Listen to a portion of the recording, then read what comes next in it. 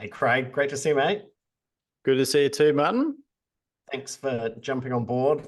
I'm super excited about this. Feels like a really cool experiment that we're embarking on. Yeah, I'm also excited about this too.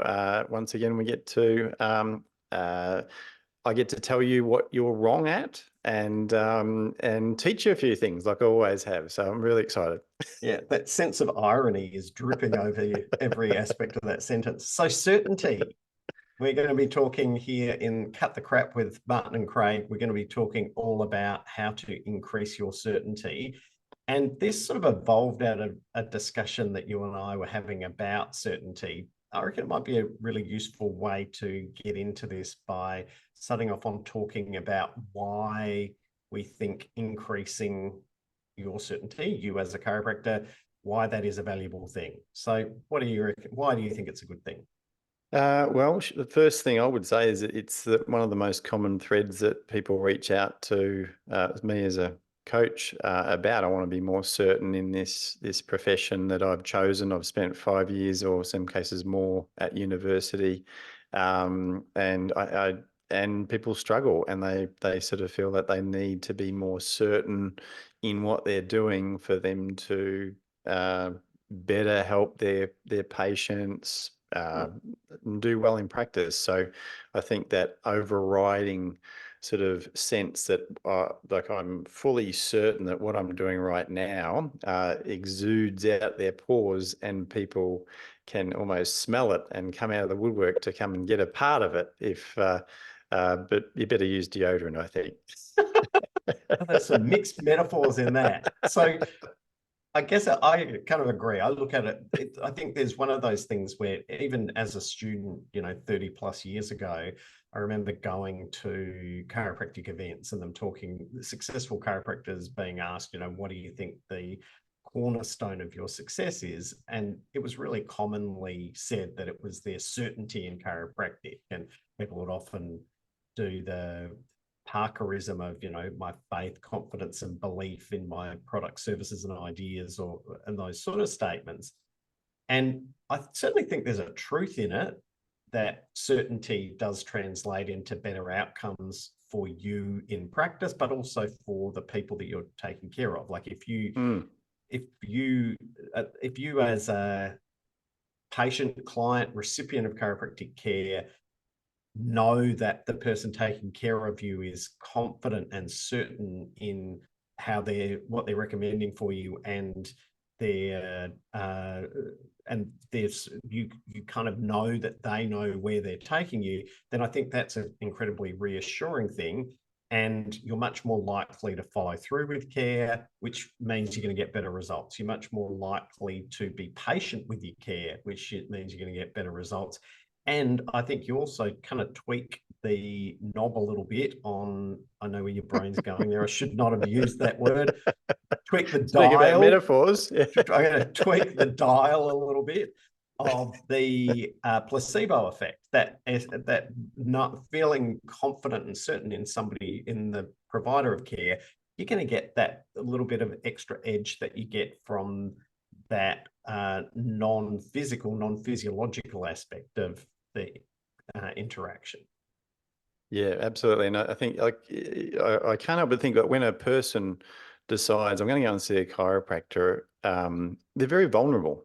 Like, across the board, the vast majority of people, unfortunately, with where it's at the moment, the vast majority of people would go and see the allopaths first, go and see the medical doctors, the physios, all those sorts of things. And in many cases, certainly here in Australia, that a chiropractor is usually almost the last thing that they would think to do. So for them to turn up into a chiropractic office, in many cases, not all, but many, they're very vulnerable, and they're kind of lost. They've kind of sort of saying to the chiropractor, I'm confused. I don't know what's going on with me. I need help. I need some kind of direction. So if this person in that moment can come in with such certainty and go, you know what? I know you can't see the forest for the trees at the moment, but I've actually had a look. I've climbed nearest tree. I've had a look. I know where we need to go. If we just Yeah. go in that direction, I'll guide you through, and we'll get there. And that is pretty much what I think the client journey is. They start off lost, and they are found, and they follow you as the leader. If you're certain, if you know where you're going, Yeah. if your compass is all out and you don't know where you're going or what you're doing, and at every turn you go, oh shit, I don't know what's going on here, I've never seen this before, then that can be undermining of that trust that we're trying to build with our patients. Absolutely. And I think there's a couple of things that we bounced across a little bit there that are part of the reason why certainty is such a challenge for chiropractors. And that is that we view things from a different perspective. Chiropractic does have a different view of the nature of health and the meaning of symptoms and the timelines around which people should be expected to be getting clinical results. So there's a whole lot of different things that all group together to it being a different experience for the patient or client, and it also being a different experience for you as the practitioner. And our culture is very much aligned with that pain-based medical paradigm. And so for you as a chiropractor, and say early on in your career, you've grown up in a certain culture around the way that health is looked at, and now you're trying to practice it with a different paradigm. It's easy to be uncertain when all the truths that you received through the early stage of your life, you're now trying to operate in a way that's different to that. And then the people coming into that, if they're being told information that's different, or emphasis is being placed on different parts of their experience, like as a chiropractor, you're going to place less emphasis probably on how somebody's feeling from day to day, and hopefully more focus on how their spine and nervous system, et cetera, is functioning over a period of time. That can create a little bit of a disconnect if the chiropractor hasn't done the work to sort of elevate their certainty so that you can be kind of guided by that. So I think that's Absolutely. one of the first challenges, is almost that sort of paradigm or philosophical difference.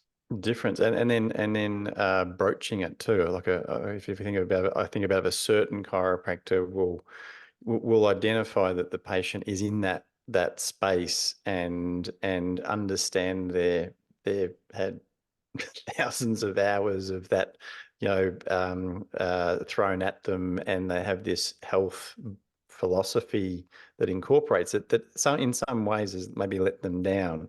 Yeah. And so I think more of a chiropractor with certainty will identify where they're at, and then actually just guide them through, and sort of just even slowly over time, just sort of show them that there's this other paradigm that exists. It's I remember is it Thomas Kuhn. I remember when I was doing my ACP, I used him as a reference, and what he says is that you can't change someone's paradigm. You can't break down someone's paradigm without simultaneously building another. Yeah. So and a person who's certain has that skill set where they can actually challenge the existing paradigm, but at the same time give them a very simple, clear framework of a paradigm from which they can jump onto in that instant. And as an example of that, you someone who just goes out there and say, medicine's crap, medicine, that does nothing for anyone, because all it does is it just ridicules their health beliefs, and it kind of says to them that, hey, you've chosen the wrong ship there, buddy. Yeah. But if we were to say, hey, look, in these particular cases, there's some limitations to medicine, and here's how we view things differently, and this is how we even sort of avoid that whole concept, then it gives them something to actually go, well, now I've never considered it that way, and maybe that does make a bit more sense, because it's still sort of, it doesn't necessarily reject the health paradigm that they've had so far. It just adds this new part and sort of decreases that priority. So it's that is a skill set, and it does take time. Well, one of the interesting sort of paradoxes with that as well, I think, is that for you to have that ease that, look, it's okay that a different perspective on health exists. And here's another alternative: having that sort of confidence in your own paradigm. It requires a certain confidence in your own paradigm to not feel attacked by there existing another paradigm. So there's almost this sort of paradox in, when you're most uncertain in chiropractic, you're most worried by, oh my God, the medicine says that you should be doing XYZ if you have whatever going on. So yeah, there's a certain paradox there, which I guess sort of segues into why you and I have decided to sit down and have these conversations. So first of all, I guess cut the crap was, to me, I'll say my opinion, then you get to say yours, I reckon, this time. Yeah. So to me, cut the crap was really about, certainty is incredibly important, and it's actually not that complicated to get. It just requires you putting in the effort and some thought to clarify your thinking around a couple of key concepts. And so let's cut the crap that it has to be this struggle forever. You can get certain quite quickly. So first of all, I think you don't want to cut the crap about that. I also think, and I think we'll loop back to it in a minute, there's a whole lot of things that chiropractors are told that they should do, that this is the path to certainty, that are frankly crap, or that's probably harsh. They're not by themselves going to be enough to create certainty. And I guess I also look at it, and I think we wanted to cut the crap in terms of us saying it's important, but then not necessarily giving people, this is what you should do, as a bit of a template to increase your certainty. Any further thoughts on? Yeah, well, yeah, like when you said cut the crap, I thought that certainly resonated with me, because I suppose I am full of crap. Yeah, apart from that tummy incident I had the other week. But I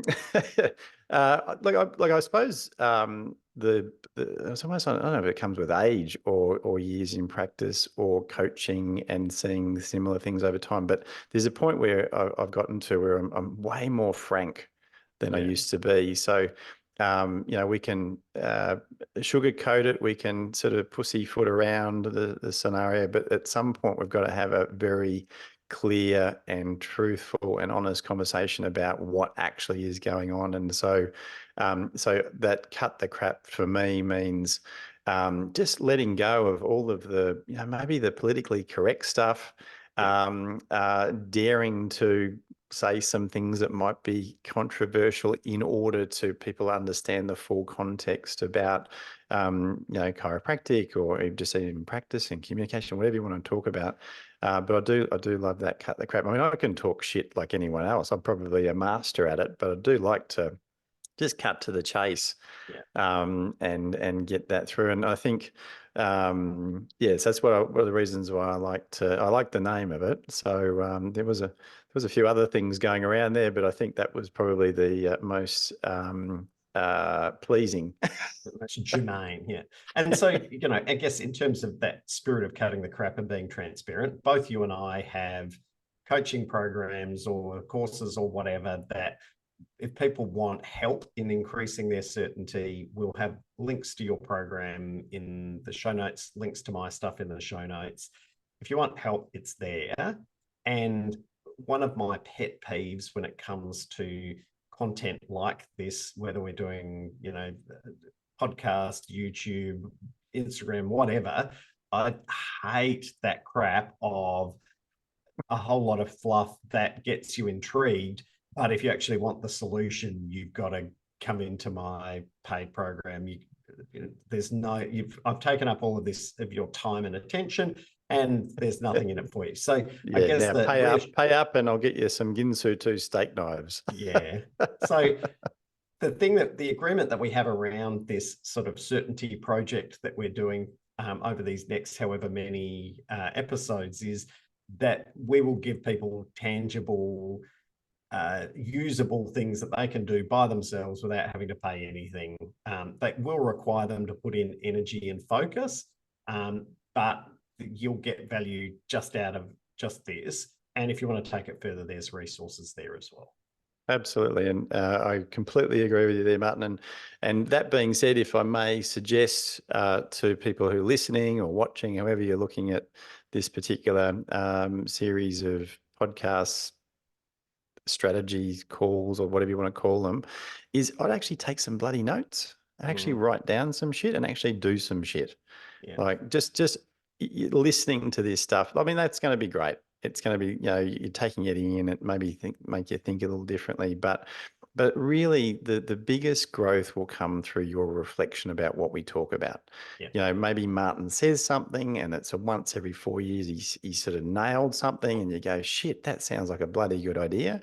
Then the idea then I would say to the person, who are listening, that you write that shit down, and then you ask the question, how can I apply it? How can I, why is this something that stands out for me? How can I implement that in practice? What can I do today that takes me a step closer to that? And that's actually where we see a lot of people create change. So just listening, it's like trying to, if you're just listening to it, think you're going to get some results out of it, I'm going to say that's bullshit. That maybe that's not going to work so well. It's kind of like taking a book, buying, we've all got them, got these books on the shelves behind us here. And I've got it here. I'm sure yours is all blurred out. So I think yours is all Mine's those just over here, just over risque to the books, side. everything that Craig taught me books. But having a book does nothing. It's like if you don't do something with this information, it's like taking one of those books and just putting on your head and hoping that osmosis we get to get stuff out of it. So, if you're driving, probably don't take notes and maybe pull over at some stage, go through it again. But definitely action. Just write stuff down. No, see, I actually think you can do it when you're driving. I do the "Hey Siri, make a note," and then you can get to Do it you? later. So yeah, I've never done absolutely. that. There you go. Yeah. Okay. I didn't see you writing Shit. down this transfer. Do you know what? I just have Siri just started writing my stuff down. Yeah. Hey Siri. Yeah. I Oh should have shit. thought that. That- All right. I better not. Let's not say that name Let's again not. because my No. computer just lit up. Yep. Yeah. So I just had the same experience. All right. So let's start cutting some crap then. What are some ideas, some so-called truths that people think will create certainty for them that aren't true? Like with people who have come to you for coaching or people you've just had discussions with, what are some things that they say, they think that is the path to certainty, but either isn't or isn't completely the path to certainty? Probably the most common one I would say, especially for say new grads, is time. Just it takes time for us to become more certain in practice, more patience, more years, and they kind of have this idea of, well, I just have to put in the time, and in let's say 10 years time, then I'll have enough certainty, which is interesting and unique. Yeah, and I think, look, to some degree, there's an element, like all of these things. I think there's a little bit of an element of truth there, in that if you look at chiropractors who've been in practice for 10 years, on average, they're probably going to have a higher level of certainty than somebody who's in their first week of practice. However, I sort of look at it and go, well, in chiropractors who've been out for 10 years, is there a difference in level of certainty? And I would argue they're not universally. There's a huge disparity. There's people who, after 10 years, are still deeply uncertain about chiropractic. And there's people after much shorter than 10 years have a super high level of certainty. So there's got to be more to it than just time. And given that time is something that you don't actually, kind of control, why won't we actually just look at what those other factors are? And there's that sort of bromide of, do you have 10 years of practice, or do you have the same year of practice 10 times over? And I think that's the more interesting thing there. Parallel to that, when I started to really look into certainty in a focused way, was sort of stimulated by partly by coming across having a conversation with a student physiotherapist who was doing her field work. And she was out working in a inpatient rehab center, And when she was describing the sort of things that they were doing for these people who'd had fairly serious injuries and those sort of things, it just seemed really, really nothing. Like, it just seemed to be very sort of passive and not much in the way of actually having an impact compared to the sort of things that happen hands-on when you take care of somebody with an adjustment that just, wow, I'm really putting some change into this system. But what I was really struck by was how certain she was in its value, that this is exactly what those people needed. And Wow. it was one of those things that to me meant, yeah, there's certainly there's a much bigger dynamic to certainty than experience, because this woman had no experience at all, really. But she was absolutely certain. So I guess Yeah. sort of bottom line there, anything else in terms of experience that you would say? I definitely agree with you about the, people have two different types of clinical experience. One is that one same year on repeat every year where, they go forward 10 years and they're still doing the same thing they did when they first graduated, the same issues, attracting the same challenging patients. And, I can give examples of clients that have sold their practice and said, oh, that's it. I'm just going to move because all these people whinging, bitching, moaning, groaning people are just having these same problems, and they move and they go, oh, great, I'm going to go into this new place. And then within 3 to 6 months, they go, oh my God, they followed me. What the hell happened? Right. And you go, well, maybe, I don't know, maybe you've just been doing the same thing, saying the same thing. And that's actually setting yourself up. Right. But then, of course, you've got the clinical experience where, we take every single patient when we learn something from it, and we understand a bit better, and we clarify and we refine and we do things differently, and then that over a period of 10 years compounds, and that's where you get, look, I believe that even that mindset around what am I learning from this patient, then that's going to definitely get you to grow as a chiropractor, because it doesn't poke the finger out, okay, it's because of that over there that's, I'm not certain. It's actually just taking that ownership and actually steering your own ship. So I would always love chiropractors to be having that more of an experience, first and foremost, whether year 1, year 30, whatever, because I tell you, right, that's a lot more fun. Yeah.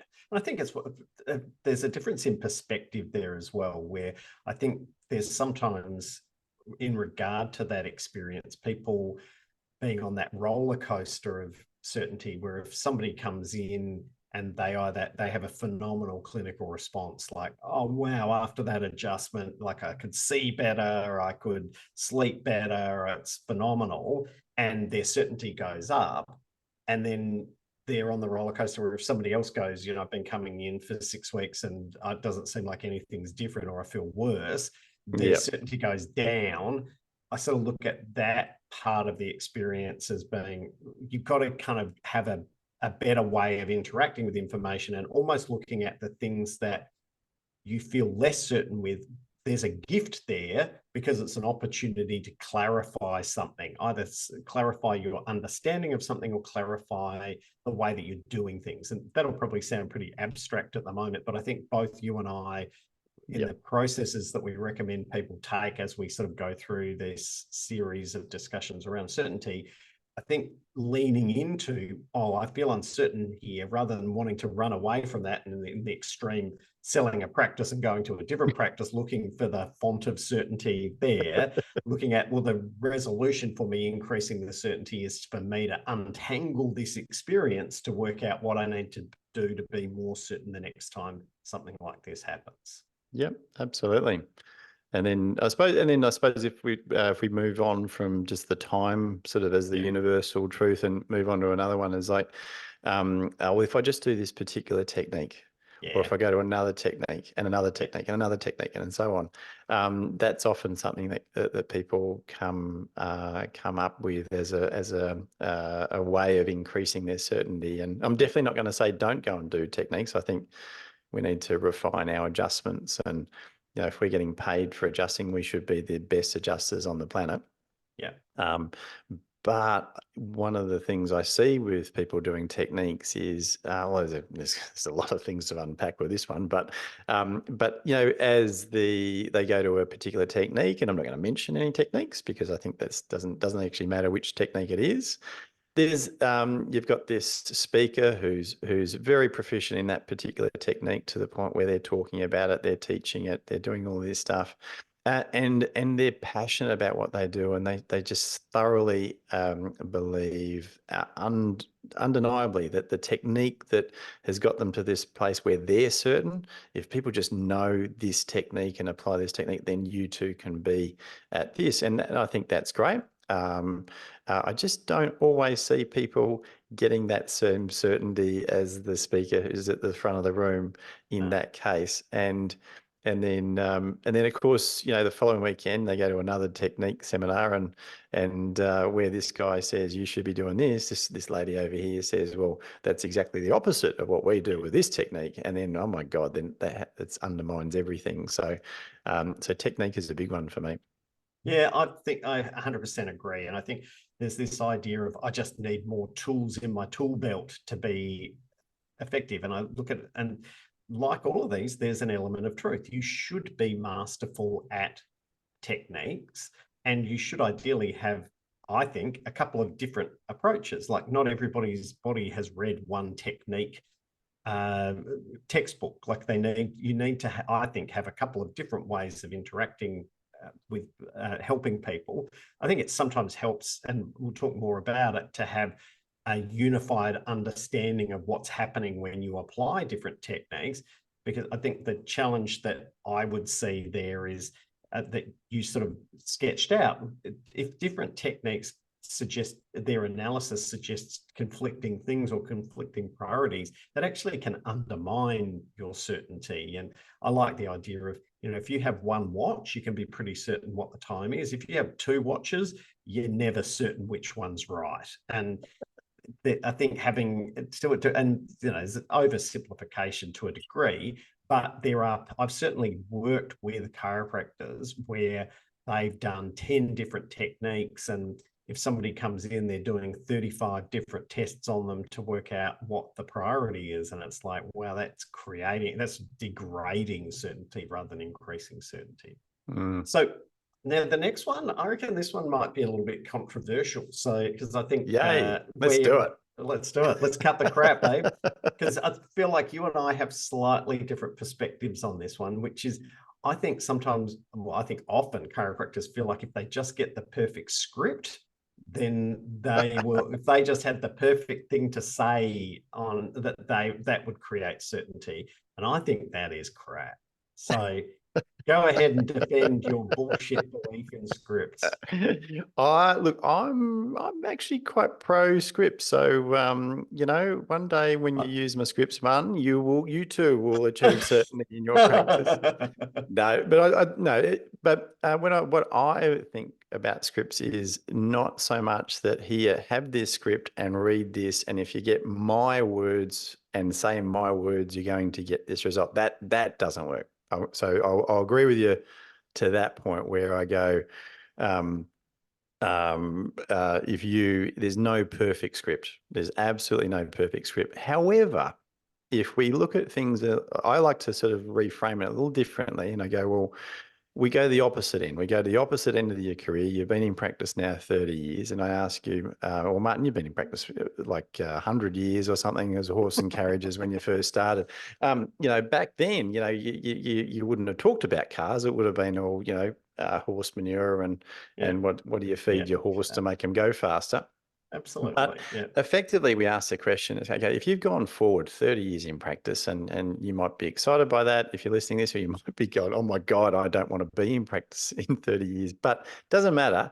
If I ask you the question and say, hey, over that time, is it likely that you've had maybe some common conversations, some common things that people would ask you, that you found that if you say this thing, it deals with it in a really appropriate manner, and they learn a lot out of it. And I would say to you that yes, everyone would have those things. And effectively, that's your script. That's your message that you found effective for you.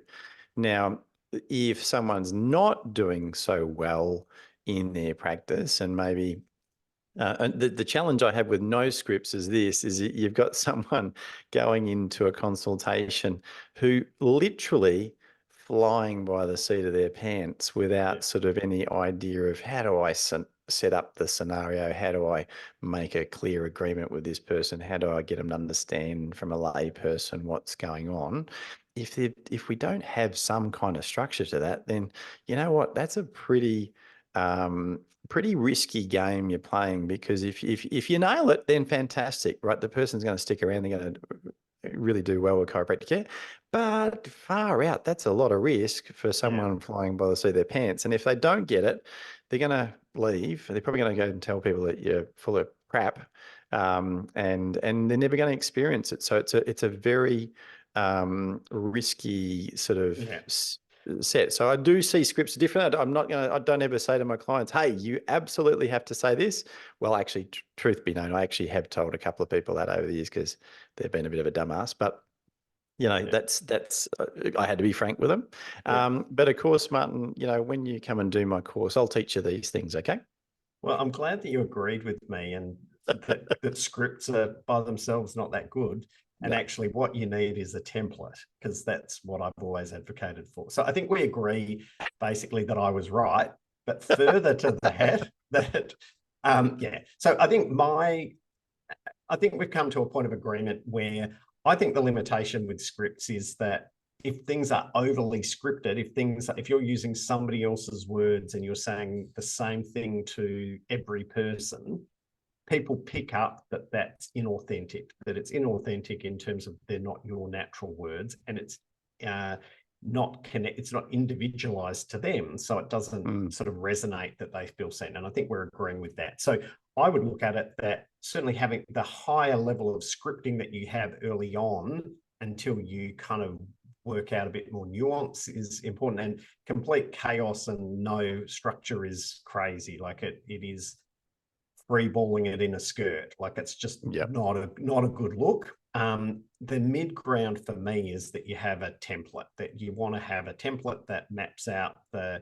key points that you need to say, but you can individualize it to your words, and you can individualize it to their values, the conversation that you've had, the things that they've expressed as a priority. So the next issue with scripting is, I just think that if you don't then have the deeper sources of certainty, then what you say, you can have, again, that idea of two chiropractors using the same templates, the same scripts, who have vastly different responses from people, vastly different practices.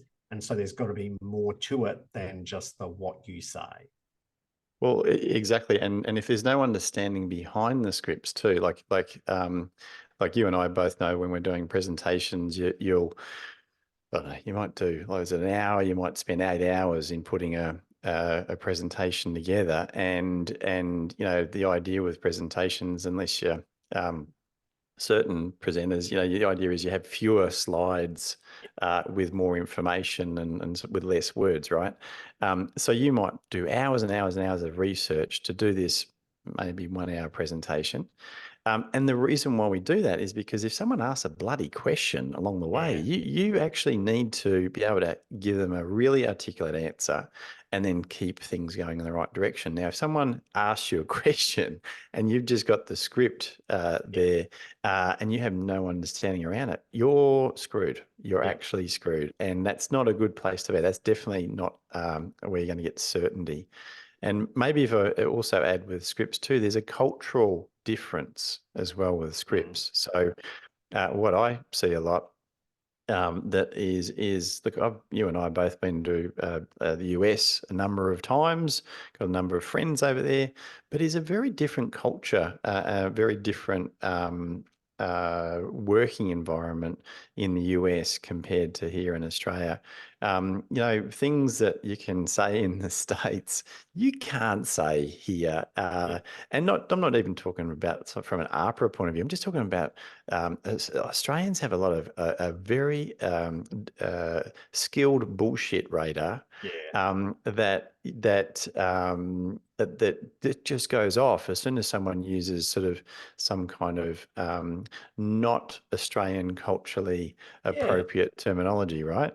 I think I think Yeah, I think Australians and I think American Australians are more, and I think there's a lot of other cultures. Like I would say, probably English people, Northern Europeans, certainly, probably Canadians as well.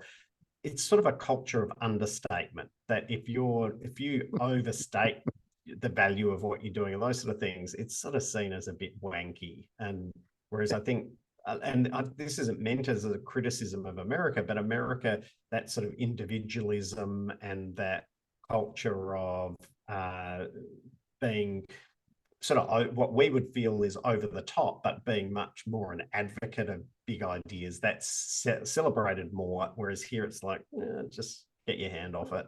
yeah. I remember. I mean, one of the biggest differences for me was when I did a presentation in the States a few years before COVID, and it was the first time I ever presented over there, and there's maybe 600-700 people there, and I get on stage and I just literally say, "G'day, I'm Dr. Craig from Australia," and I got a standing ovation Yeah, just introducing myself, and I thought, I actually haven't given any content whatsoever, and if I were to do that here in Australia, I go, "G'day, I'm Dr. Craig from Perth." They go, the general audience here would say, "Yeah, so what? Why should I yeah, listen to you?" Right? So, um, or they say something about a coffee culture or something over here. It doesn't matter, but it's very different space. So it doesn't always translate. I love the States. I mean, Americans particularly, they expect to have a show. They expect to be sold to it. It's just part of their culture, as you say. They embrace it, but whereas in our culture, and as you say, a lot of it, maybe even, I don't know whether it's to do with the having a king and King Charles there and all that kind of stuff, but it's just, as you say, everything's downplayed. Everyone's very skeptical and keeping their cards close to their chest, and maybe, I don't know, just a little bit more wary, or a lot yeah, more wary. yeah. And we just need to be appropriate with our language and how we go about that. Sure. So, cool. Well, we definitely got So onto that. while we're Yeah. finished defending Americans, so any Yes. American listeners listening to you, we do love and appreciate you too. But yeah, Yes. maybe Love you guys. we should create more opportunity for backlash and attack philosophy. Yeah. So Any complaints, please send them to Dr. Martin Harvey at so philosophy, this is the one that, like, I love chiropractic philosophy. And when I was looking at early on when I was a chiropractic student and early on in practice, the most frequent answer that I got in terms of what should I do to increase my certainty, I was told you should read more chiropractic philosophy. You should better understand chiropractic philosophy. And I actually think that that's useful to a very, very small level. And then I think it's intellectually interesting and it can be a source of development for you as personal development. I know you've done the ACP program, Yep. and I don't think it's the best path to certainty. I think that there's some big limitations there. Like, I think if you go into a seminar room with a whole bunch of chiropractors and you talk about universal intelligence and innate intelligence and the role that that has in animating the living world and animating the miracle that is human life, most chiropractors would go, yep, I have 100% certainty that those principles are valid and useful. And then if you do, but they're very abstract. And Yes. so if you then look at the things that arise from that about the body being self-healing and self-regulating and self-developing, and the nervous system being this sort of master control system, and that because subluxation interferes with that, it's inherently bad for people. And if you're providing care that has its intent and purpose to remove that interference, then that's going to be globally good for people. Again, my experience is that most chiropractors just go, yeah, that's 100% I am on board with that. I'm certain about that, but they're certain about something that's very, very abstract. And then Yep. where they run into issues with certainty isn't in the abstract, it's in the absolutely concrete of this person's come in and I recommended a care plan for them, and we're 6 weeks down the line, they're not feeling any difference. I feel uncertain. Or this person is saying, my baby has had a difficult birth and now has periods of stopping breathing. Do you think chiropractic care can help them? That's a very concrete thing that can be challenging for people. And there's a million other examples of things that can be challenging for your certainty. They're concrete. The philosophy, by intent, it's not its job to be concrete. Philosophy is designed to be a search for truth, but it starts from abstract rather than concrete. So it has some limitations, would be my take. Absolutely agree with that. And I suppose with the philosophy I'm more interested in with people is their own philosophy, right? Yeah. So I sort of see, I think you'd need to have an understanding of the chiropractic philosophy. I think that's a fair thing to do, but just putting all your hopes into, well, if I just read all the green books, if I just read the 33 principles, if I can quote those verbatim, then that's going to make me much more certain in what I do. Well, I agree. I think that's going to be a little problematic and not a guarantee. I think it certainly adds knowledge. I think adding knowledge and being able to discuss these things with the right people, I think is really cool. So like I love talking about philosophy with chiropractors. Do I talk about philosophy a lot with my patients that come in? No. Why? Because they don't fucking care about it. No. Honestly, they just want to feel better. They want to take a different path than what they've had so far, and and we've got to be, I think I just swore then, didn't I? Yeah, that's all right. We'll have a warning. Yeah, cut the crap. Cool. Absolutely. Excellent. It's not everything is in the philosophy. So and so I completely agree. From that communication perspective, I think philosophy is a feature, not a benefit for people receiving care. Like, I think people, like you say, they do not care about the philosophy. To a large degree, I don't think they care about subluxation. They don't care about their neck curve. They don't care about, for a lot of people, they don't actually really care about health in that conceptual sense.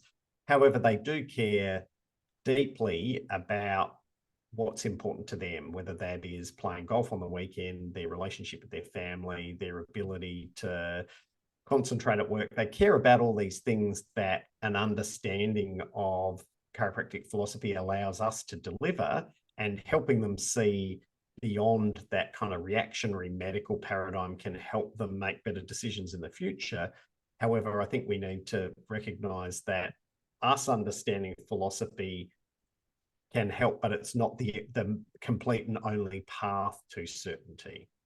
So far, we've offended the Americans, we've offended each other, we've offended the philosophy people, we've offended the technique people.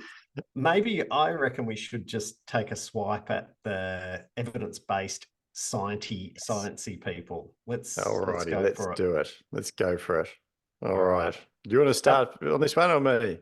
I'm going to say cut the crap to this. So both you and I have been active in promoting research and developing research through both having been on the board of the Australian Spinal Research Foundation and actually being presidents for 5 years each, I think. I think we both would agree that science is important, and science won't by itself deliver certainty to you. So I think there's again, if we go into the seminar room and you've got James Chestnut up on a stage, or Dan Murphy, or any of the people who speak about Heidi Horvick or whoever, there's a sense in which, because they have certainty when they're putting up a slide with too many words or too many diagrams and say, this demonstrates the validity of these concepts that we've got, that feels like something that, look, if I could remember that citation, that would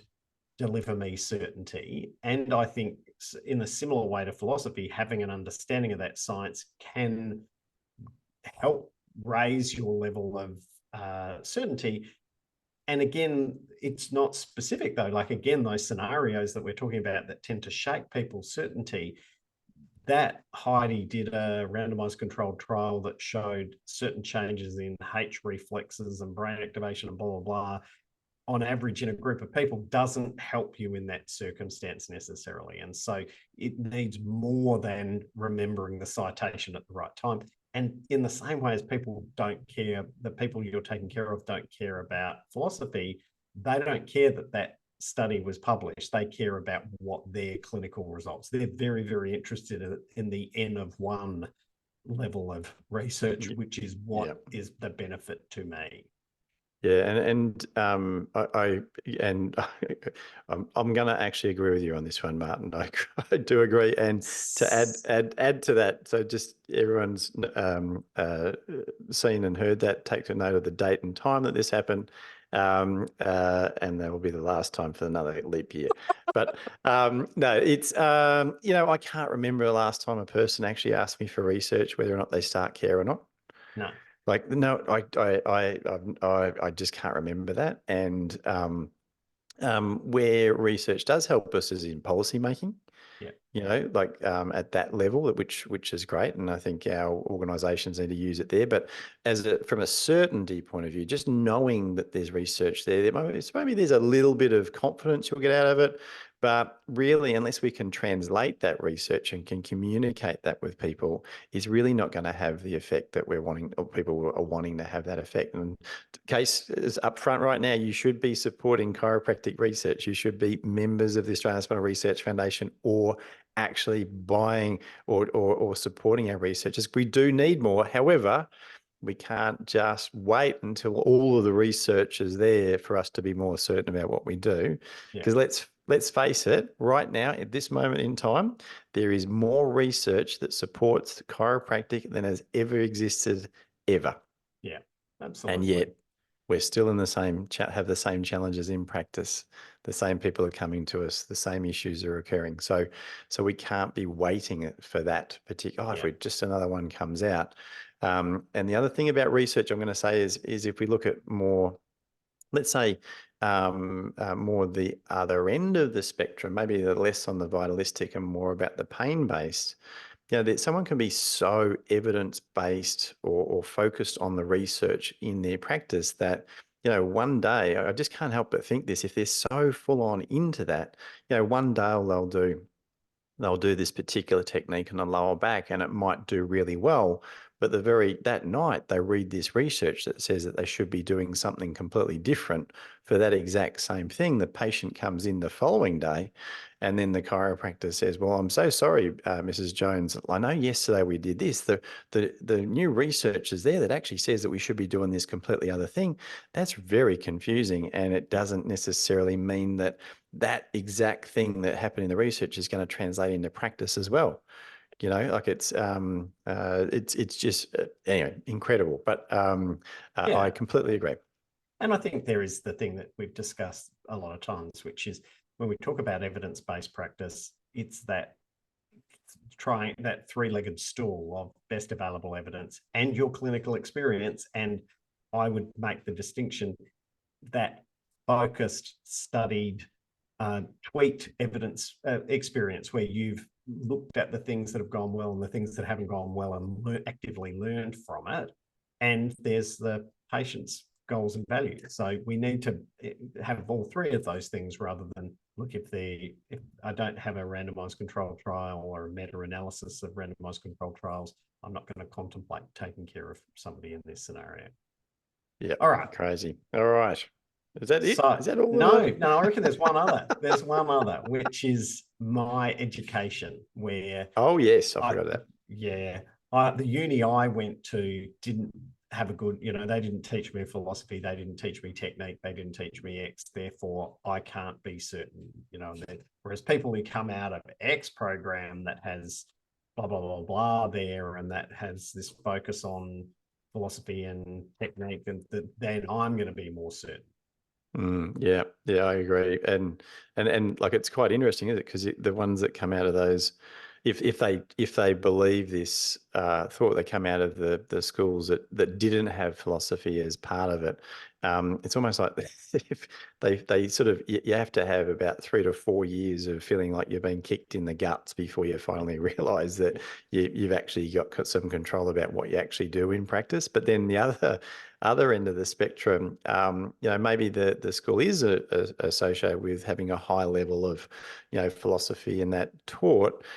This then that first time some of these students come out, that they go, well, I'm this good, and they're right.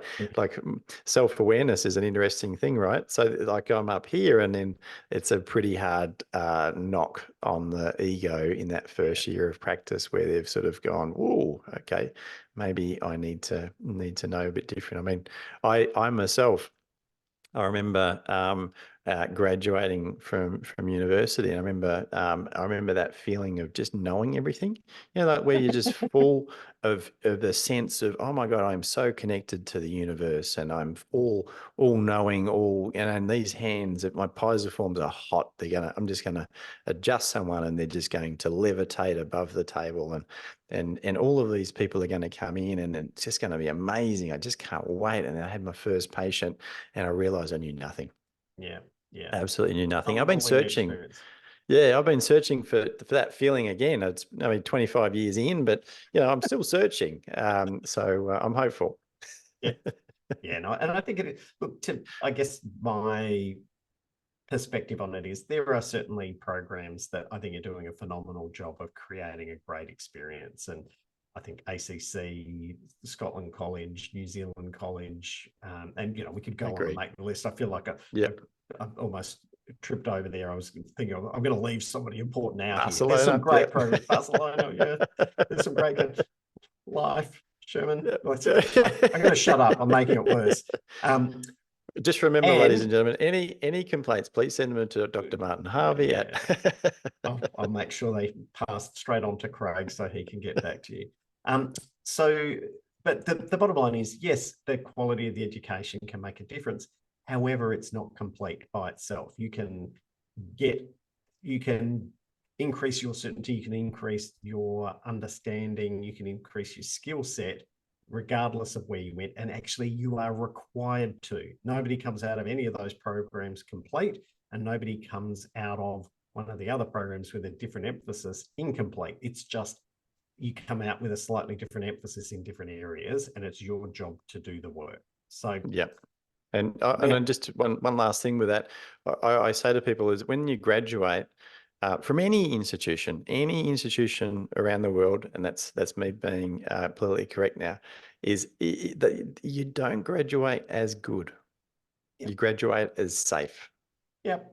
You're safe. It's basically the institution says, hey, look, we've gone through, we've got this person trained up, and the best that we can, they're not going to knock someone off, right? Yeah.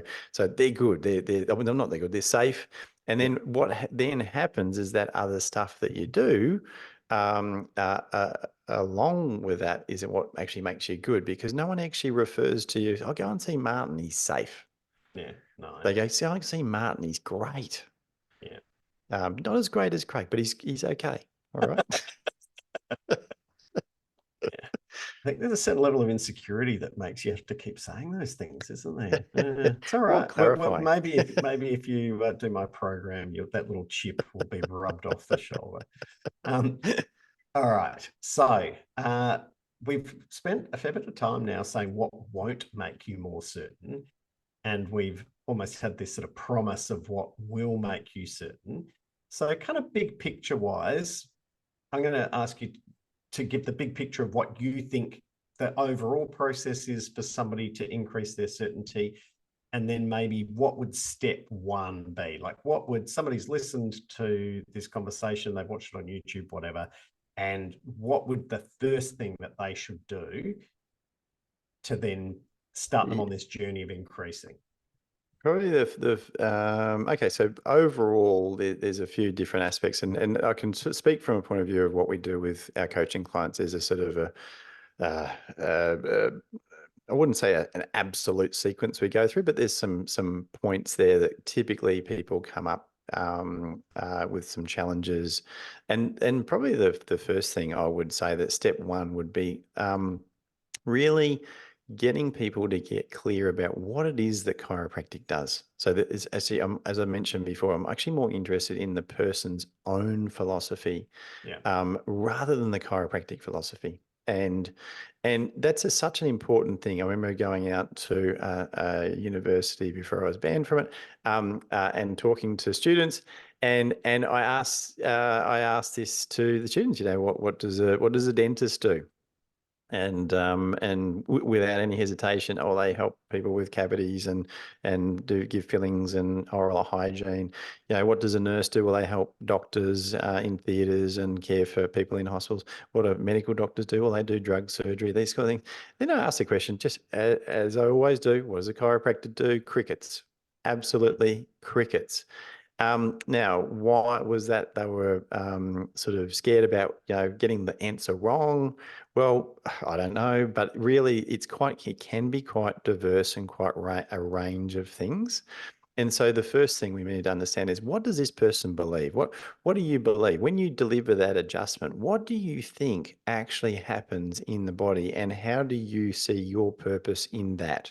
Yeah. Is it one of those things that maybe your philosophy, it's what I mentioned to people, it's like having a hypothesis. I'm going to do this scientific experiment, and I'm going to give you this hypothesis, and I'm going to say, okay, chiropractic fixes back pain, right? That's a very simple thing that maybe some people believe, and that's all good, right? That's a starting point. You write that down, and I'm very big on writing shit down, because if you write it down, it's not, gaseous. It's not, you can grab it, you can touch it. If you've got a smelly pen, you can even smell and sniff it, right? But you can actually physically see it.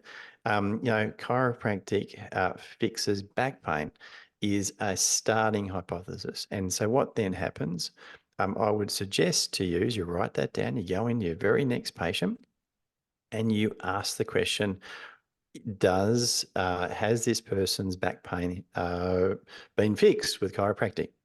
And it might happen, the first couple of people of the day might support that. Yeah, yep, sounds good. But I'm going to actually say to you, there's going to be a point somewhere along the line where there's actually going to be a patient who does not support that. Yeah. And so then you've either got one of two things to do. One is to get rid of that patient out the back door and put them in the skip bin without anyone watching.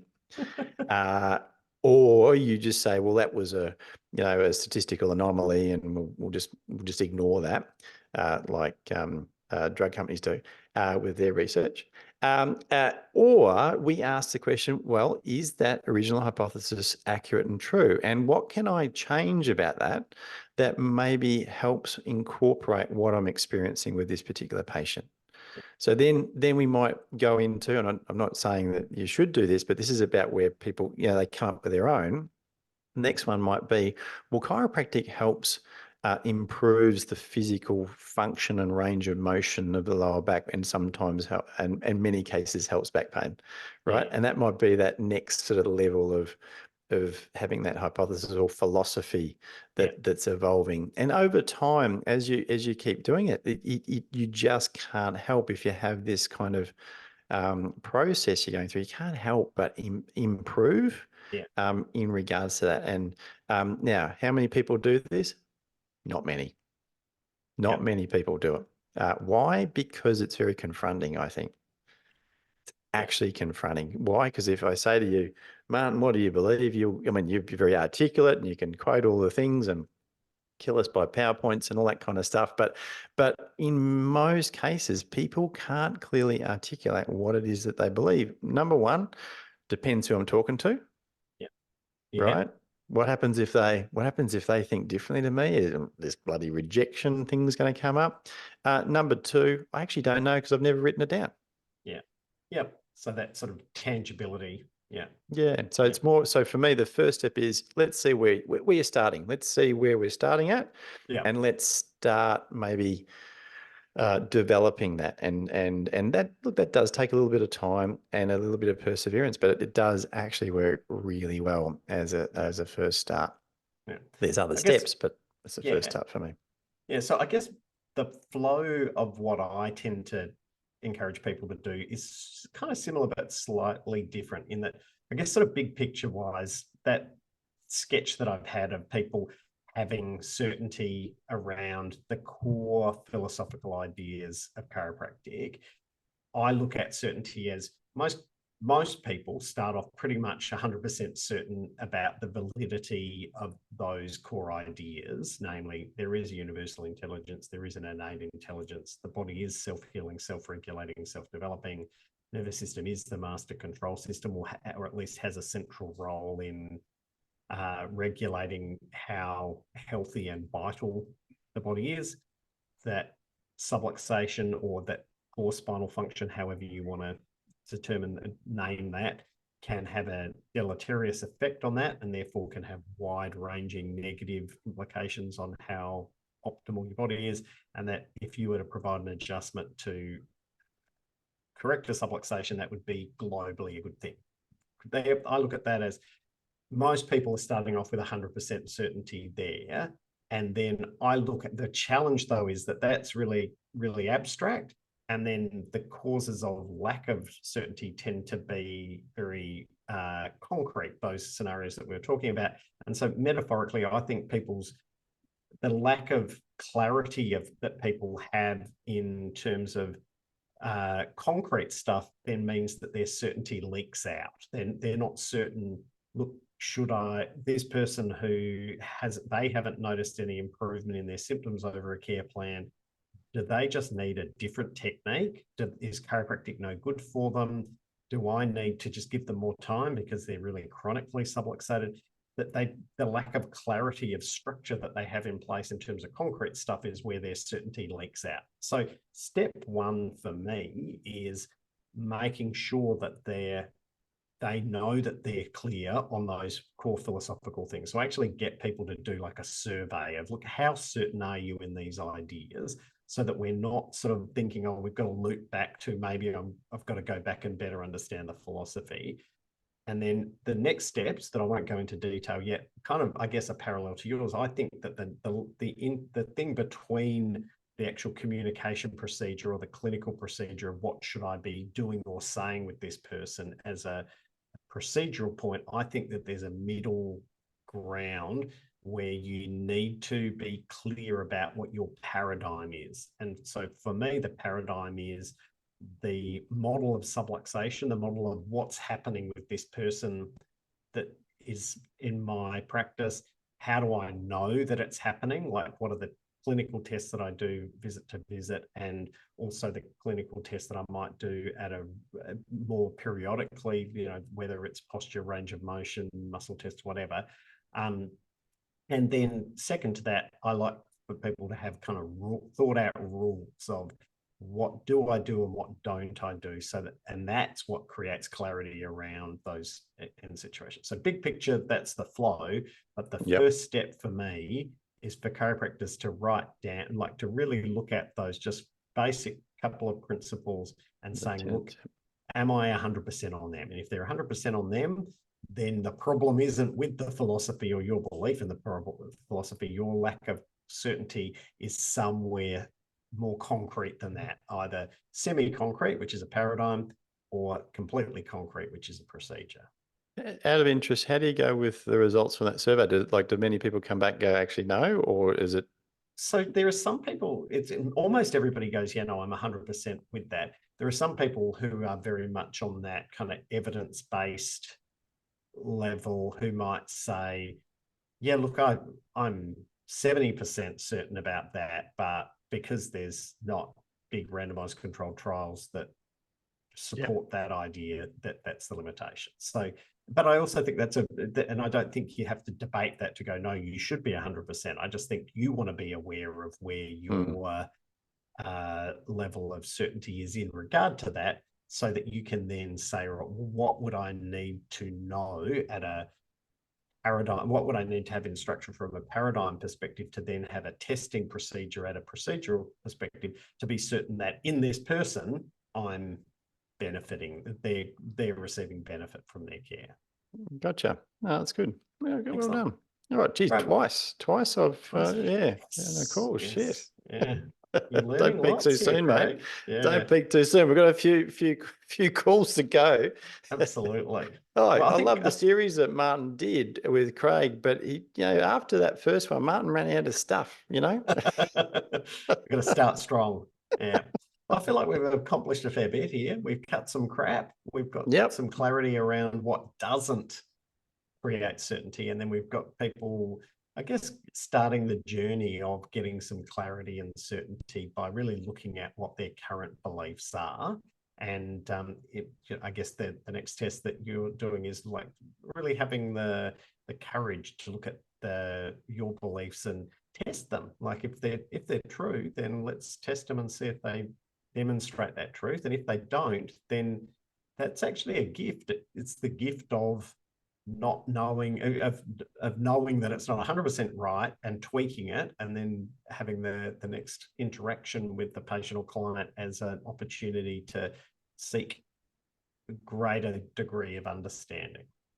Yeah, I agree. I love that concept of, version 1.0, 2.0, 3.0, that kind of thing. That was, for me, some years ago when I came across this concept. I'm a perfectionist. I don't like to do things until I've got everything set up and ducks in a row. And then this whole concept of, well, get it mainly right and then just evolve it and refine it. And that was very liberating for me. That was a personal growth thing for me. So and it's more fun. It's actually more fun. So yeah, have at it. Excellent. All right. Well, thanks for the chat, and we will catch up next week. Sounds good. Sorry, man. I'm just pushing the wrong button here.